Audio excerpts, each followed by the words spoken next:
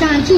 सभाध्यक्ष महोदय, जनयुद्ध भन्नाले विचार, आदर्श र आर्थिक, सामाजिक, राजनीतिक परिवर्तनको लक्ष्य सहित सचेत जनताले सुरु गरेको कुनै पनि प्रकारको संघर्ष हो।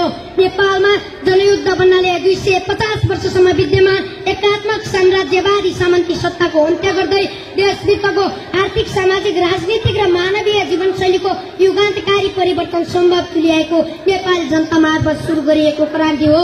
सभाध्यक्ष महोदय, विक्रम सम्वत 2046 सालमा बहुदलीय प्रजातन्त्रको स्थापना गरियो, तर लोकतन्त्र संस्थागत हुन सकेन। बहुदलीय प्रजातन्त्रमै सीमित रहन उपयुक्त नठानेपछि नेपालमा दीर्घकालीन जनयुद्धको आवश्यकता बोध गरी योजनाबद्ध रूपमा तयारी सुरु गरियो। जनयुद्धका तयारीका विभिन्न चरणहरू पार गर्दै विक्रम सम्वत 2052 साल माघ 22 गते नेकपा माओवादीले तत्कालीन सरकार समक्ष राष्ट्रियता, जनतन्त्र र जनजीविकाका सवाल उठाउँदै 40 बुँदे ज्ञापन पत्र बुझायो, तर सत्ता पक्षले उनीहरूको माग सम्बोधन गर्न तयार भएन। त्यसपछि विक्रम सम्वत 2052 साल फागुन 1 गते रोल्पा, रुकुम, गोर्खा र सिन्धुलीबाट एकैसाथ नेपालको इतिहासमा जनयुद्धको वास्तविक ज्वालामुखी विस्फोटन भयो, जसको नेतृत्व तत्कालीन नेकपा माओवादी र पुष्पकमल दाहाल प्रचण्डले गर्नुभयो। उक्त जनयुद्धमा हजारौं शहीदले आफ्नो ज्यानको बलिदान गरे, कैयौं घाइते, अपाङ्ग र बेपत्ता समेत भए। नेपाली जनताको 10 वर्ष लामो त्याग, बलिदान, साहस र वीरतापूर्वक गरेको महान जनयुद्धको पक्षमा अन्य राजनीतिक दलहरूलाई समेत सहभागी गराउन सफल भए। विक्रम सम्वत 2062 मङ्सिर 7 गते नेकपा माओवादी र 7 संसदीय दलबीच निरङ्कुश राजतन्त्रका विरुद्धमा 12 बुँदे समझदारी पत्रमा हस्ताक्षर भयो। उक्त 12 बुँदे समझदारी पत्रको बलमा विक्रम सम्वत 2062 चैत्र 24 गतेदेखि 19 दिने सशक्त जनआन्दोलन सुरु गरियो र विक्रम सम्वत 2063 वैशाख 11 गते संसद पुनः स्थापना गरियो।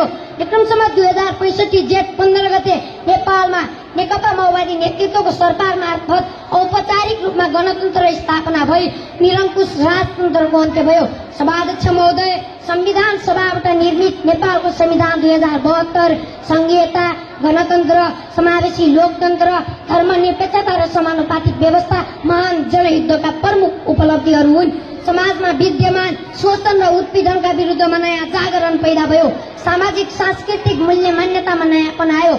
समाजमा उत्पीडित जाति, वर्ग, क्षेत्र, लिङ्ग र समुदायमा चेतना बढ्यो, जुन विश्व इतिहासमै अनुकरणीय छ। सामन्तवाद र नवोदारवादी पुँजीवादको विरुद्धमा लडाईँ छेडेर हरेक तह र तबकाका समुदायलाई जुरुक्क उठाउने काम पक्कै पनि जनयुद्धकै कारण सम्भव भएको हो भन्नमा कुनै दुविधामा छैन।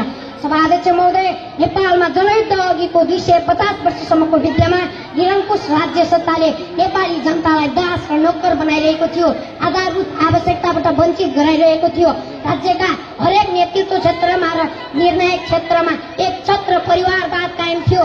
जातीय छुवाछुत, लैङ्गिक र वर्गीय विभेद, शहर केन्द्रित विकास र भ्रष्टाचार मौलाइरहेको थियो। यही अन्धकारको भुमरीबाट नेपाली जनतालाई उज्यालोको दियो बाल्दै अग्रगामी छलाङ मार्यो महान जनयुद्धले। यति मात्र होइन सभाध्यक्ष महोदय, हाम्रो देशको आर्थिक, सामाजिक, राजनीतिक र बौद्धिक विकासको जग जनयुद्ध पछि नै निर्माण भएको हो र उक्त जगको आधारमा आज समग्र राष्ट्र चलिरहेको छ।